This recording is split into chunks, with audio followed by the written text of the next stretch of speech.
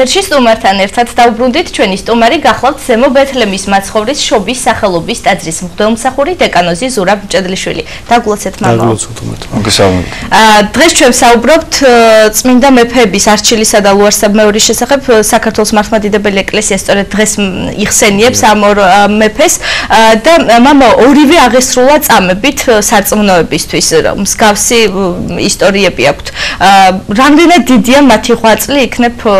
თავდაპირველად ვისაუბროთ. შეგვიწევს მათი მეოხება. მოწამეობა ზოგადად ნიშნავს დამოწმებელს, არა მარტო ნაწამებს ესეთ სახით აღსრულებულს, არამედ თავისი სიცოცხლის დამოწმებელს ქრისტეს ღვთაებრიობაში. რომ ისინი ამოწმებენ, რომ იესო ქრისტე ჭეშმარიტად ღმერთი არის. ამიტომ ასეთი ადამიანები, რომლებიც ასეთ სულიერ საფეხურს აღწევენ, მათთვის ეს არის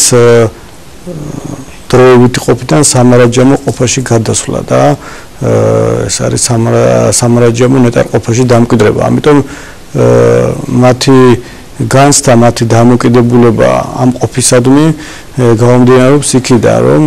თუ კი ისინი დათმობდნენ ქრისტეს, თავისთავად იცოდნენ, რომ დათმობდნენ სამარაჯამო ცხოვრებასაც. ამიტომ ისინი თავსდებდნენ როგორც მარადიული ცხოვრებისთვის და ქრისტესთვის, ისევე თავისი ქვეყნისთვის. მათი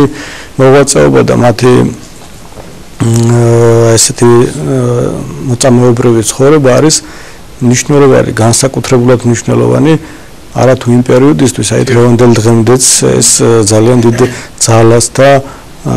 მადლმოსილებას ატარებს თავის თავში. ეს ზოგადად თვითონ მეფენი თავისთავად ცხებულობა, გამორჩეულობა ქრისტიანობაში მას ნიშნავს, რომ უფლის მიერ ირჩევა ადამიანი, გვარი და ამ გვარში ადამიანი, რომელიც იქნებოდა წარმმართველი თავისი ქვეყნისა, ესე იგი უფლის ხალხის მართველი იქნებოდა. და ეს თავიდანვე განსაზღვრული იყო. ეს დაიბადებოდა თუ არა, იზრდებოდა იმისკენ, ეს ბავშვი შეგნებით, რომ ის უნდა ყოფილიყო მართველი თავის ქვეყნისა და ამავდროულად მართვა იმას ნიშნავს, რომ ის უნდა ყოფილიყო თავდადებული თავის ქვეყნისთვის პასუხისმგებელი ამ ადამიანების არა მარტო მიწიერ ცხოვრებაზე, არამედ სულიერ ცხოვრებაზეც. ის მას უნდა განესაზღვრა, რომ მიეყვანა ისინი უფალთან. ერთი მხრივ რომ ეკლესია მოღვაწეობდა და სასულიერო პირები არიან ასეთი გამორჩეულები ღვთისგან და მეორე თვითონ ერისკაცებში აი მეფე იყო, რომელიც არის, რომელიც მეორედ ცხება ხდება, ესე იგი ნათლობის ჟამს ხდება ცხება ადამიანს, რომელსაც ინათლება და მეფის შემთხვევაში არის, როდესაც მეორედ ხდება ცხება, როგორც განსაკუთრებულად გამორჩეულისა. და ეს შეგნებული ქონდა თავიდანვე მათ, რომ ისინი აი ამ ღვაწლის მტკიცებულები უნდა ყოფილიყვნენ. ბავშვობიდანვე ეს იზრდებოდა ეს ადამიანი. ამიტომ მათი აღზრდა შემდგომშიც ასეთ შედეგს იძლეოდა. და ეს ღვაწლი აი დღევანდელ დღემდე არის ძალიან დიდი ძალის მატარებელი. ყველასთვის არის განმაცვიფრებელი, ყველა ჩვენგან შეუძლია წარმოედგინოს საკუთარი თავი, თქვა დევნილობის ჟამს, ვინ როგორ მოიქცეოდა, ვინ რას მოიმოქმედებდა, თუმცა ამ ადამიანების ღვაწლი სწორედ ის არის, რომ ესეთი ადამიანები შეგნებულად მიდიოდნენ, თქვა ამ გზაზე. თქვა შეეძლოთ, რომ არის შემთხვევები, როდესაც თქვა ისეთი შემოტევა არის მტრისა, რომ შეიძლება გადავიდეს და მოხდეს გარკვეულწილად არიდება ამ შემოტევის ამ მტრისა. სარწმუნოებაზე შეიძლება სახელმწიფოებრივადაც გაერიდოს იმ ადგილს, თქვა და შეიძლება თქვა იყო ხოლმე თქვა აღმოსავლეთში რო იყო შემოტევა საქართველოში, დასავლეთ საქართველოში გადადიოდნენ მეფეები, რომ რაღაც გარკვეულწილად მოფიქრებისთვის, გაანალიზებისთვის ამ ყველაფრისა თუ როგორ ემოქმედათ მე. მაგრამ აი იყო შემთხვევები თვითონვე მიდიოდნენ თქვათ დამყრობლის, რადგან ხედავდნენ, რომ ეს თქვათ თუ არ მივიდოდა ქვეყანას მთლიანად ააოხრებდა, კიდევ უფრო მძიმე მდგომარეობაში ჩააგდებდა, შეიძლება გადასახლებები მოყოლოდა. ისინი მიდიოდნენ მეფე თქვათ დამყრობლის კარზე, მეფე ლუარსაბის მაგალითად, მაგალითი ორივე შემთხვევაში ესე ერთთვინე მიდიან როგორც არჩილის შემთხვევაში ისე მეფე ლუარსაბის შემთხვევაში ორივენი იგივე ნაბიჯს გავენ იმიტომ არიან ორივენი ერთად მოხსენ ერთი და იგივე გზა აქვს მათ განრილი ფაქტიურად ხო 1000 წელი აშორებთ დაახლოებით ხო და 654 წელი არის ერთ და 1622 წელი ლუარსაბში აი რატომ დააწესა ეკლესია მათი ხსენების დღე ერთად ეს საინტერესოა ну ერთად აი ჯერ ერთი რომ 8 წელი ერთი და იგივე არის და მეორეც მათი დამოკიდებულება მათი მოქმედება ფაქტობრივად ერთი არის და გარკვეულწილად ერთ პერიოდს ემთხვევა მათი მოღვაწეობა სხვადასხვა დროში წლების მიხედვით მაგრამ პერიოდი მათი აღსრულებისა ემთხვევა ერთმანეთს და ამიტომ აი და მით უმეტეს განსაკუთრებულად კი იმ ხრივ რომ ისინი ერთი 8 წლის მქონენი არიან ფაქტიურად მათ ერთ და იგივე მდგომარეობაში მოუწიათ ქვეყნის მართვა საქართველოს იმ პერიოდისთვის ერთ შემთხვევაში მურვაყრუ შემოსევდა და მე 100 მიიღო ასეთი მართველი სარკინოსთან რომლებმაც დაანგრიეს და ცნობილი არის რომ ძალიან ძიმე მდგომარეობაში ჩააყენეს საქართველოს და ასევე შახაბასის პერიოდი რომელიც უმძიმეს მდგომარეობაში ჩააგდო საქართველოს და სწორედ ლუარსაბის წმინდა მეფე ლუარსაბის და მეფე თეიმურაზ პირველის პერიოდი ერთდროულად ემთხვევა ამავე პერიოდს ემთხვევა ქეთევან წამებულის პერიოდი იმიტომ რომ თეიმურაზის დედა იყო ქეთევან წამებული და ვიცით რომ აი კახეთში შემოსვლისას შახაბასის კახეთში შემოსვლისას თეიმურაზის მამას დავითს ყავდა ძმა კონსტანტინე რომელიც იზრდებოდა შახის კარზე და ფაქტიურად მან შახმა გამოაგზავნა ისე რომ მამაც მოაკვლევინა ერთი ძმაც მოაკვლევინა გიორგი და თვითონ დასვა ტახტზე კახეთის სამთავრო და წმინდა დედოფალ ქეთევას ცოლებაც კი შესთავაზა მან თავისი ძმის ცოლს და აი ასეთ შემთხვევაში წმინდა ქეთევანსაც ისეთი ნაბიჯები აქვს გადადგმული როგორც სახელმწიფოებრივად ისე ქრისტიანული თვალთახედვით რომ მაქსიმუმად ეცადა რომ შეენარჩუნებოდა როგორც თვითონ მემკვიდრე მეფის მემკვიდრე თეიმურაზის შემთხვევაში ისევე თვითონ ქვეყანა შეენარჩუნებინა და ვიცით რომ შახაბასმა ძალიან ძიმე მდგომარეობაში 400,000-მდე კაცი გადაასახლა საქართველოსდან მთლიანად დაანგრია ქართლი და კახეთი დააქცია მაგრამ აი სწორედ წმინდა მეფე ლუარსაბის ნაბიჯების გამო მოხდა რომ კიდევ რაღაც შენარჩუნება მოხდა ქვეყნისა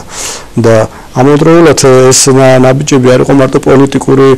თქვათ მოწინააღმდეგეს მიმართ გადადგმული ნაბიჯები როდესაც მომხდური მოდიოდა მისთვის ყველაზე უფრო მეტად მნიშვნელოვანი იყო სულიერად გატეხა მართველისა რომ ხალხში უკვე თავისთავად გატეხა ხდებოდა სულიერადაც და სარწმუნოებრივადაც უკვე ხშირ შემთხვევაში უკვე მართველი ტეხდა ხალხიც ტეხდა სარწმუნოებას იმიტომ რომ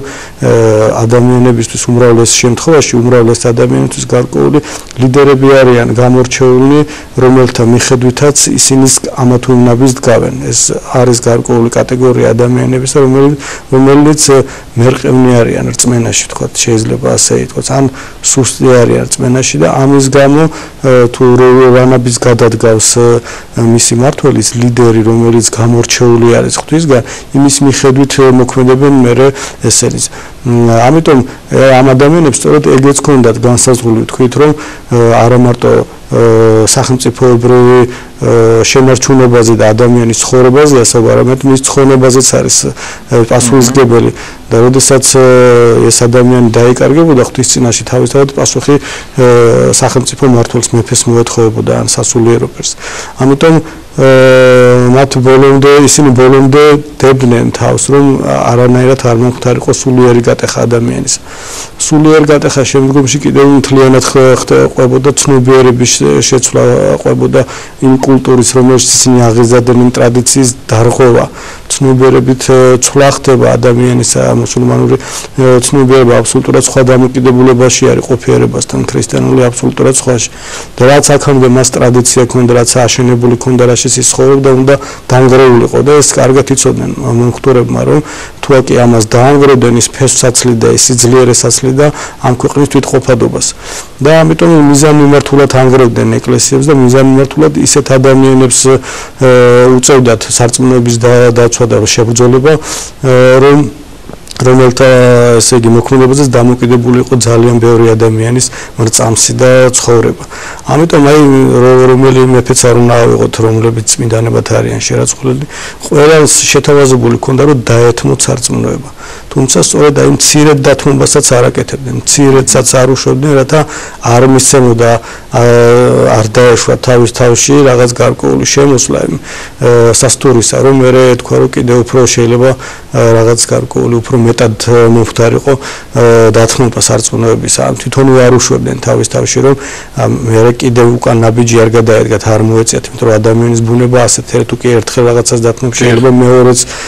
ნაბიჯი გადადული ხო, მამოზო ადამიანის ბუნება ასეთ ერთია ვიცით რა არის, თქვათ, მაცხოვნებელი და მეორე ისინი იყვნენ გვირგვინოსანი მეფეები, ხო? მათ ამ ქვეყნიური შეიძლება ითქვას, რომ ყველანაირი პირობა და პატივი ჰქონდათ და ამ ყველაფერზე ამბობდნენ უარს ქრისტეს გულისთვის. ეს არის სწორედ ეს მოწამეობრივი გზა ძალიან ბევრი არის ადამიანი შეიძლება წამებით და იქნა მოკლული, მაგრამ მოწამეობრივი გვირგვინია ერთი რომ აცხადებს, რომ ის ქრისტეს გულისთვის, სარწმუნოების გულისთვის დებს თავს და მეორეც თუ რა საფეხურზე დგას, სოციალურად რა საფეხურზე დგას, მას შეეძლო, რომ თქვა სახელმწიფო მმართველობა ისევ დარჩენოდა, ყოფილიყო ისევ თქვა თავის ქვეყნის მმართველი ქონოდა ისევ ის კეთილდღეობა თუ ასე ვიტყვით რაღაც გარკვეული მატერიალური თუ ამ ხრივაც მივუდგებით, მაგრამ და ჩვეულებრივი დამოკიდება აღარ ყოფილიყო ბრძოლა, არ ყოფილიყო სიკვდილთან დაპირისპირება, ხო, რომ არ მოკლავდნენ მას. მაგრამ ამ ყველაფერზე უარს ამბობდნენ ეს ადამიანები. და ამიტომ არის რომ მე ასეთი ადამიანების გადადგმული ნაბიჯები იყო შემდგომში აი დამანგრეველი ამ მოწინააღმდეგე ძალის მიმართ, იმიტომ რომ ხალხი მე კონსოლიდაციას აკეთებდა ისევ თუნდაც გარდაცვლილების მიმართ, ისევ ყალიბდებოდა ეს ძალა თავისთავად, ეს მოწამეობრივი ძალა, ეს მაგალითი აყალიბებს უკვე თავისთავად ადამიანებს მათ მიმართ კრავს და ეს ძალა უპირისპირდება ისევ მომხდურ ძალას და არის შემთხვევები, რომ აი ფაქტიურად რო ქვეყანას არაფერი აღარ შეეძლო, ხალხიც იმდენი აღარ იყო, ხდებოდა ისევ უკუ შემოქცევა და დევნა მტრისა. აი ესეც თქვათ აი ამ შემთხვევაშიც, როდესაც ქეთევან წამებულზე მოხდა, როდესაც კონსტანტინემ დაახოცა თავის მამა, ძმა და თავის ძმის ცოლობა შესთავაზა, აი ამის გამო, როდესაც მოხდა ქეთევან წამებულის შემდგომში შახის მიერ, შახაბასის მიერ მოწამეობრივად ესე იგი მან აწამეს ის და მოწამეობრივად აღასრულა, შემდგომში ძალიან დიდი მუხტი გამოიწვია, ამან კახეთში ძალიან დიდი აჯანყებები გამოიწვია, რის გამოც დამხობილი იქნა შახის მმართველობა და ისევ აი თეიმურაზის ძალაუნებურად შახს მოუწია უკან და შახაბას მოუწევა უკან დახევა და თეიმურაზ პირველის დაყენება მოუწია ისევ კახეთის სამთავროში, რომ ჩაეყენებინა მმართველად. აი ასეთი ნაბიჯები ყოველთვის, ასეთი ნაბიჯებს ყოველთვის ძალას დევს თან. დღევანდელ დღესაც აი მათი მოღვაწეობა არის ისევ აი რამხელა ძალა აქვს, რომ დღევანდელ დღესაც ძალიან ბევრი ადამიანის ხსენებას, მათ ხსენებას, მათი ხსენებით უფალთან მოყავთ მას. აი ამ წმინდანებს შეუძლიათ რომ ისევ მოგიყვანონ უფალთან, როგორ თქვა, რამდენი საუკუნეა გასული ამის შემდგომ, მაგრამ დღევანდელ დღესაც მათი მეოხებით შეგვიძლია უფალს ვეზიაროთ მათ სახელზე ჩატარებულ წირვაზე შეგვიძლია რომ ვეზიაროთ ისევ მიყავხარ უფალთან ეს მარადის მოქმედება სწორედ ეს არის ადამიანი წმინდანობით მოწამეობრივად ასეთი საფეხურით გადის ამ ქვეყნიდან ის მარადიულად უფალთან არის და ამოდროულად შეუძლია ვიდრე ეს ყოფიერება დროში იქნება შეუძლია რომ ყველა ადამიანები მოიყვანოს ისე უფალთან მისი მადლით მათი მეოხებით შეიძლება რომ ისე უფალთან მივიდეთ ჩვენ ვეზიაროთ წირვაზე დავდგეთ და ასე შემდეგ ეს ძალა ყოველთვის თანძდევს შემდგომში ამ ქვეყანას მამაო ალბათ მაინც ასეთი თავგანწირვა ერთეულებს ძალს თუმცა ჩემივე სიტყვების საპირისპიროდ ვიტყვი რომ არ არსებობს მსოფლიოში ისეთი ქვეყანა თან ასეთი პატარა როგორც საქართველოა რომ ამდენი წმინდანი ჰყავდეს განსაკუთრებით მეფეები და პოლიტიკური მოღვაწეები მე ვფიქრობ რომ ალბათ სწორედ ასეთი მაგალითების წყალობით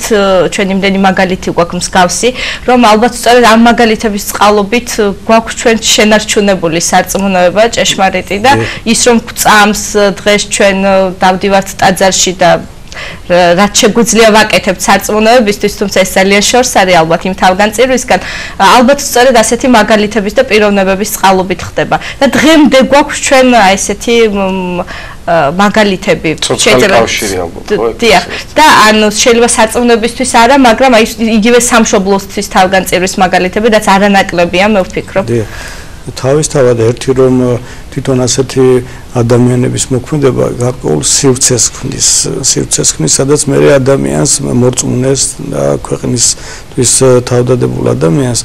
მაგალითსაც აძლევს გარკვეულ აზროვნების საშუალებას აძლევს და აი ამ ყოფაში შეუძლია აცხოვროს ესა თუ ის ადამიანი. დღევანდელ დღესაც ჩვენი თვითყოფადობა, ჩვენი ერის თვითყოფადობა აი მათი მიერ შექმნილ სივრცეში არსებობს ისევ. ეკლესია შეუძლია რომ ადამიანი ჩამოაყალიბოს თავის გარემოში, მაგრამ ეს გარემო რო შენარჩუნდეს, მას უნდა ყავდეს ესეთი ადამიანები,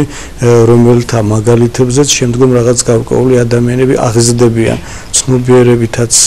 გაიაზრებენ, უნდა იყოს მაგალითი, როგორ შეიძლება რომ ასეთ რამეს, ასეთ საფეხურს მიაღწიო, რომ როგორ უნდა მოხდეს, რა გააკეთეს მათ და უფლის მადლით სწორედ ეს არის ასეთი ადამიანების გამორჩეულობა, რომ უფალმა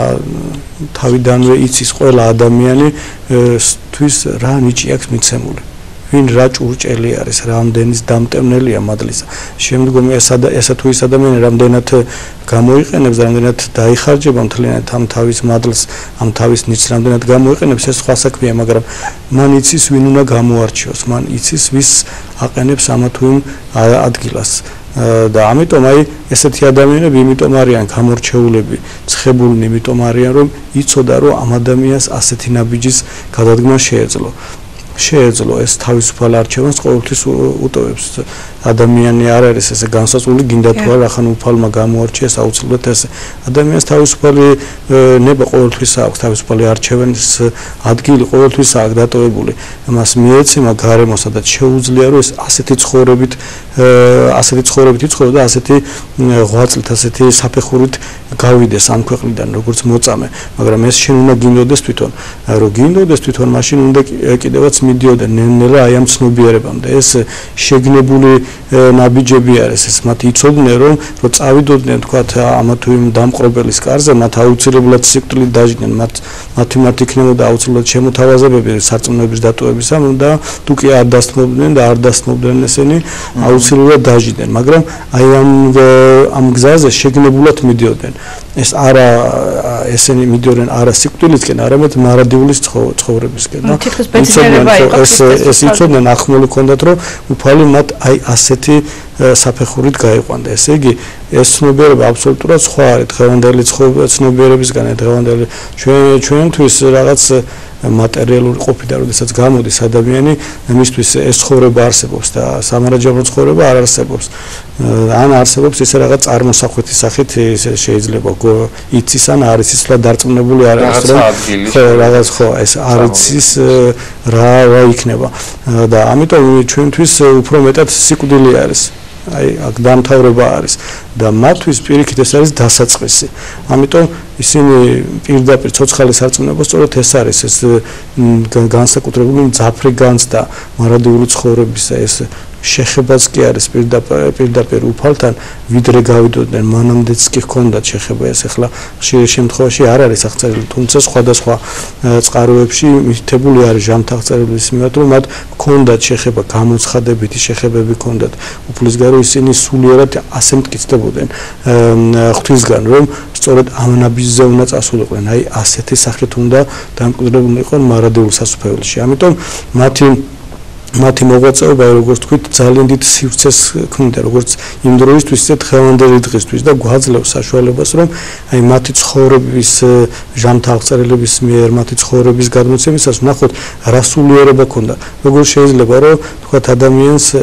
ძალიან იშვიათ შემთხვევაში, როდესაც პირდაპირ ეცხადება ან უფალი, ან დედაღვთისმშობელი, ამას ძალიან დიდი სულიერი ზრდა უნდა, ძალიან დიდი სიყვარული უნდა, როგორც ღვთის ესე მოყვასისა და ის მცნება, რომელიც არის, რომ თქვენში ყველაზე უპირატესი იქნება ის, ვინც ყველას მსახური იქნება, ეს მეფეები სწორედ იყვნენ ყველაზე უპირატესნი, იმით რომ იყვნენ ყველასთვის თავდადებულნი. აი ეს ქრისტიანული ცნობიერება, აი ესე არის და ისინი ამას აღასრულებდა. ამიტომ აქვს მე ძალიან დიდი ძალა ამას და მუხტი, რომელიც დღევანდელ დღესაც აი ესე ჩვენ გვამყოფებს მასში და დიდ მადლს გვფენს. მადლობა მამა. დიდი მადლობა მამა. შეგვეციოს წმინდა მეფეების. შეგვეციოს მადლი და მეუხება ჩვენ და სრულიად საქართველოს. საქართველოს მიულოცოთ. როცა შემდეგ დავბრუნდებით პირდაპირ ეთერში დაგვეუბნებით.